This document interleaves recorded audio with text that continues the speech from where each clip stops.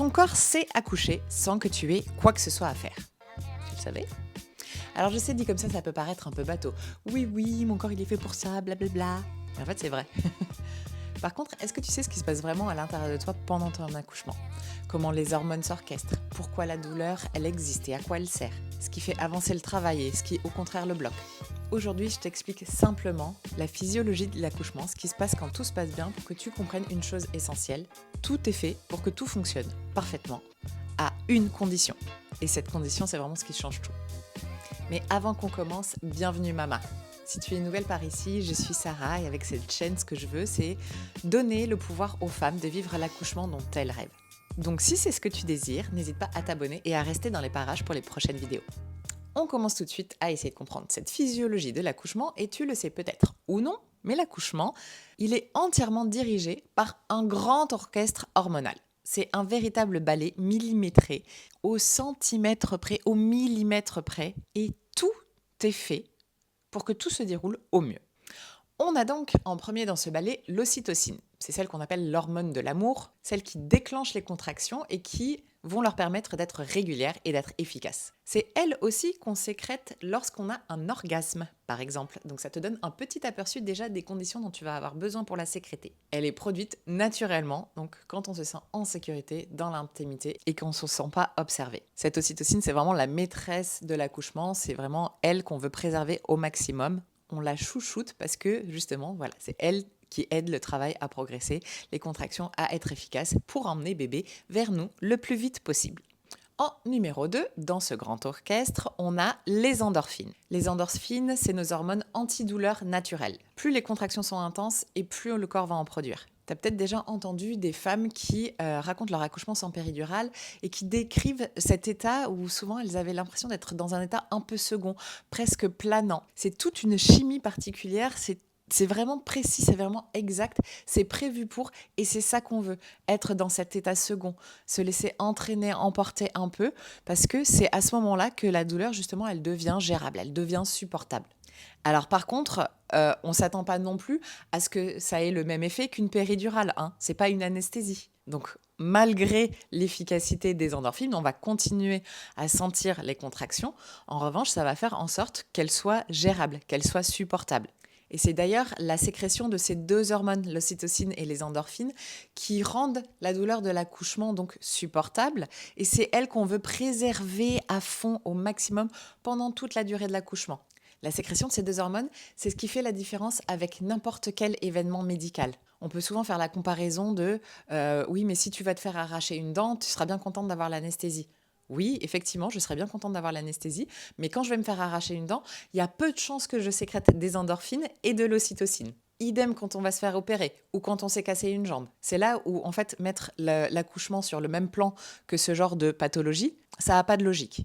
Et c'est d'ailleurs même ce qui différencie l'accouchement de quelque chose de pathologique. L'accouchement, il est physiologique parce qu'on sécrète ces hormones-là, justement. Il ne se passe pas la même chose dans notre corps quand on est malade, quand on a un accident, que quand on accouche. On revient à notre grand orchestre avec l'adrénaline. L'adrénaline, c'est l'hormone du stress, de la peur, du danger. Elle est utile à la toute fin de l'accouchement pour le réflexe d'éjection du fœtus. C'est pas facile à dire. Vraiment au moment d'expulser bébé. Mais si elle arrive trop tôt dans le travail, quand l'environnement, par exemple, il est ressenti comme hostile, quand on ne se sent pas en sécurité, ça va bloquer la sécrétion de l'ocytocine. L'ocytocine, c'est une hormone vraiment timide qu'il faut préserver et l'adrénaline, c'est ce qui va la perturber au maximum. Donc vraiment, on essaye de faire en sorte d'être en environnement le plus sécuritaire, le moins stressant possible. Parce que vraiment, ça peut faire en sorte que le travail, il ralentisse. Ça peut même faire en sorte que le travail, il s'arrête entièrement. Franchement, la puissance de cette hormone, les meufs, c'est pas des blagues. Donc, ce qu'on retient ici, c'est que les hormones, elles travaillent ensemble vraiment comme un orchestre. C'est précis, c'est millimétré, c'est fluide, c'est mélodieux. Si on laisse l'orchestre jouer, tout se déroule normalement. Par contre, si on commence à perturber un instrument, là, c'est toute la symphonie qui est foutue, qui déraille, ça sonne faux, c'est le bordel et c'est plaisant pour personne. Même chose pour l'accouchement. Voyons maintenant ce qui favorise la physiologie, ce qui lui permet d'évoluer, ce qui lui permet de rester intact. Donc comme je te disais juste avant quand on parlait d'ocytocine, ce qui va favoriser la bonne sécrétion des hormones, c'est à peu près les mêmes conditions que celles qu'on veut pour pouvoir avoir un orgasme. Oui, je sais, c'est pas vraiment l'image classique qu'on a de l'accouchement, je te l'accorde, mais c'est vraiment ça en fait qui va permettre au cerveau de se sentir le plus en sécurité possible, de recevoir les bons messages et du coup d'activer les bonnes réponses, aka la sécrétion des hormones. Ce qui va donc favoriser la physiologie, c'est l'intimité. Même principe donc que pour faire l'amour, que pour faire un bébé. On peut y arriver sous les néons ou avec des gens qui nous regardent, mais c'est quand même pas les conditions idéales. Donc pour accoucher, on veut favoriser au maximum l'intimité, ne pas se sentir observé, scruté. Idéalement, on est dans son cocon le plus longtemps possible pour vraiment bien lancer la sécrétion des hormones et que l'accouchement y soit parti comme sur une autoroute. On veut aussi une sécurité ressentie. Et ici, du coup, on ne parle pas de sécurité médicale, on parle plutôt de sécurité émotionnelle. Donc se sentir protégé, soutenu, entendu, pas observé, pas jugé, se sentir tranquille, pas stressé. Et ça, pour le coup, ça peut prendre des formes différentes pour chacune d'entre nous. Il y en a certaines qui peuvent peut-être se sentir mal à l'aise dans une enceinte médicale du fait de souvenirs ou d'expériences personnelles. Et dans ce cas-là, elles vont pas forcément avoir envie d'être à la maternité tout de suite. Et le mieux pour faire progresser le travail, ça va être de rester chez elles le plus longtemps possible. Et pour d'autres, ça va peut-être être le contraire. Elles vont être stressées à l'idée d'avoir le trajet à faire pour aller jusqu'à la maternité. Si c'est un trajet long, par exemple, et elles se sentiront soulagées une fois qu'elles seront arrivées à la maternité en mode ok, c'est bon, là, j'ai plus besoin de bouger, je peux me détendre, je peux me relaxer, et l'accouchement, hop, il peut partir correctement. Donc, on est toutes différentes, on a toutes des vécus différents. Le curseur de cette sécurité émotionnelle, il n'est pas forcément au même endroit, donc à toi d'être attentive à savoir où est le tien. Autre chose qui favorise la physiologie, c'est le mouvement libre. Ton corps, il sait quelle position prendre si on le laisse bouger. C'est instinctif. Si on te laisse faire, tu te mettras généralement dans une position qui, un, te soulage le plus, et deux, qui est aussi celle qui fait le mieux avancer le travail.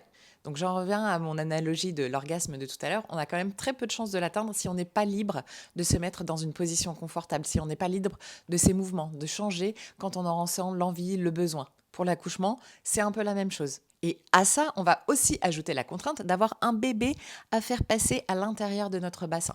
Il a un sacré chemin à faire quand même, et le mouvement libre, intuitif, c'est ça qui va le mieux le guider et lui faciliter la descente pour venir te rejoindre le plus facilement possible. Autre chose importante, c'est le temps. L'accouchement, il n'a pas de durée normale. Il peut durer 2 heures et que ce soit parfaitement normal. Il peut aussi durer 60 heures et qu'il n'y ait pas le moindre problème. Alors je sais, généralement, tu n'as pas envie d'être celle pour qui il dure 60 heures, mais ça peut arriver que ce soit complètement normal et c'est évidemment pas 60 heures d'intensité extrême. Ce qu'il faut comprendre, c'est que vraiment chaque corps a son rythme et il n'y a pas une durée définie. C'est surtout notre système moderne et ses contraintes qui imposent bien souvent un timing aux femmes. Le 1 cm par heure, c'est un peu du bullshit. C'est pas une mesure stricte, c'est pas quelque chose de scientifique, c'est une moyenne qui est observée dans un environnement particulier, avec des conditions particulières, des contraintes particulières, et notamment parfois celle de libérer les salles d'accouchement pour les prochaines naissances. Donc dans ce genre de contexte-là, et aussi parce que la nature humaine fait qu'on a besoin de comprendre, on a besoin de contrôler les choses. On peut peut-être nous faire sentir que le travail a besoin d'être accéléré. C'est pas parce qu'on te dit ça qu'il y a forcément un problème. Donc je vais le répéter encore une fois, un accouchement normal n'a pas de durée définie. Maintenant qu'on a quelques bases de savoir ce qui favorise la physiologie, voyons maintenant ce qui perturbe la physiologie, parce que, évidemment, on va vouloir l'éviter. Donc ce qui va perturber la physiologie, et donc du coup la sécrétion des bonnes hormones, ça va être la lumière forte, les néons, le bruit, les interruptions régulières et fréquentes, ça va stimuler notre cerveau et ça va bloquer la sécrétion d'ocytocine. On veut se tenir le plus éloigné possible de ça. Idem pour les examens répétés, les questions qu'on va nous poser, est-ce qu'il s'est passé ci ou ça pendant la grossesse, les formulaires à remplir, tout ça, ça nous fait sortir de notre bulle et du coup sortir de notre sécrétion d'hormones. On veut l'éviter au maximum et pour ça, il faut que le partenaire il soit briefé sur toutes ces questions qu'on va pouvoir lui poser pour que ce soit lui qui prenne le relais le jour J. Il y a le stress, la peur, le sentiment d'être pressé, d'être observé, tout ça, ça va amener à sécréter de l'adrénaline. C'est ce dont on parlait tout à l'heure. L'adrénaline, elle est importante dans l'accouchement, mais à la toute fin. Quand elle arrive trop tôt, ça peut créer des blocages. Autre chose qui n'est pas forcément aidante non plus de la physiologie, c'est la position allongée imposée. Tu peux éventuellement avoir envie de t'allonger. Généralement, si tu n'as pas la péridurale, tu auras rarement envie de t'allonger sur le dos. Tu peux être allongé sur le côté et varier les positions, tourner dans un sens, dans l'autre, remonter une jambe. Mais sur le dos, c'est pas une position qui est physiologique et dans laquelle les femmes se mettent généralement naturellement. Pourquoi ? parce que cette position, elle amène beaucoup de contraintes pour le corps et en fait, instinctivement, on le ressent. Elle empêche le bassin de bouger, elle empêche le sacrum de s'ouvrir, elle empêche la gravité d'aider. Elle va mettre trop de pression sur la veine cave, par exemple, avec l'utérus qui vient presser dessus, le poids du bébé. Et elle empêche aussi éventuellement le bon placement de bébé, elle l'empêche de pouvoir bouger, se retourner correctement pendant le travail. Alors, maintenant qu'on a vu ça, je tiens quand même à apporter une nuance qui est importante à mes yeux. Je ne dis évidemment pas que la maternité n'est pas un bon endroit pour accoucher. C'est le système actuel qui n'est pas forcément conçu pour favoriser la physiologie. Et si toi, tu veux un accouchement qui est soit au plus proche possible de la physiologie, c'est à toi de comprendre ce dont tu as besoin et pour pouvoir créer les conditions nécessaires qui vont te permettre d'aller le plus loin possible dans ce projet physiologique. Donc tout ça nous emmène à la condition essentielle. Tout est fait donc pour que tout fonctionne parfaitement, c'est vraiment orchestré comme il faut. Le corps produit les bonnes hormones dans le bon ordre, avec les bons effets. C'est millénaire, c'est rodé, c'est fiable. Mais, et c'est là que ça change tout, ça ne fonctionne que si on perturbe le processus le moins possible. Ça ne fonctionne que si on laisse faire ce processus le plus possible. Ce qui est un petit peu embêtant là-dedans, c'est que aujourd'hui, la plupart des accouchements, ils se déroulent donc en maternité, dans un environnement qui perturbe la physiologie. Lumière intense, bruit, stress, position imposée, monitoring continu, questions, interruptions. C'est pas forcément le scénario idéal parce que ça va perturber la bonne sécrétion des hormones. On vient perturber le bon déroulement de cet orchestre et après, on nous dit que l'accouchement, il est dangereux, il n'est pas sécuritaire et qu'il faut le médicaliser, alors que souvent, c'est l'environnement qui fait que ça peut créer des complications. Donc, ça ne veut pas dire évidemment que tu dois accoucher toute seule chez toi, sans rien ni personne, ou toute seule au fond des bois. Mon message, il est évidemment pas là. Mon message, il est que tu dois comprendre ce qui se passe pour pouvoir protéger au maximum les conditions de la physiologie. Les conditions qui permettent à l'accouchement d'avancer vite et bien. Le plus vite possible, le mieux possible. Voilà maman, maintenant on a vu ces bases-là, j'espère que c'est assez logique et clair pour toi. On a vu ce que le corps sait faire et on a vu ce qui peut l'empêcher de progresser. Si tu as envie d'aller plus loin dans la compréhension de chaque détail des étapes du travail, si tu as envie d'apprendre des outils concrets pour gérer la douleur, préparer ton corps et ton mental, et ton partenaire. C'est exactement ce qu'on fait dans mon programme Naissance en puissance. Tu peux trouver les infos dans la description de cette vidéo. Et maintenant, n'hésite pas à me dire en commentaire si on t'avait déjà expliqué tout ça, si tu savais déjà tout ça, si tu connaissais déjà ce processus physiologique et ce qui t'a le plus intéressé, intrigué dans cette vidéo.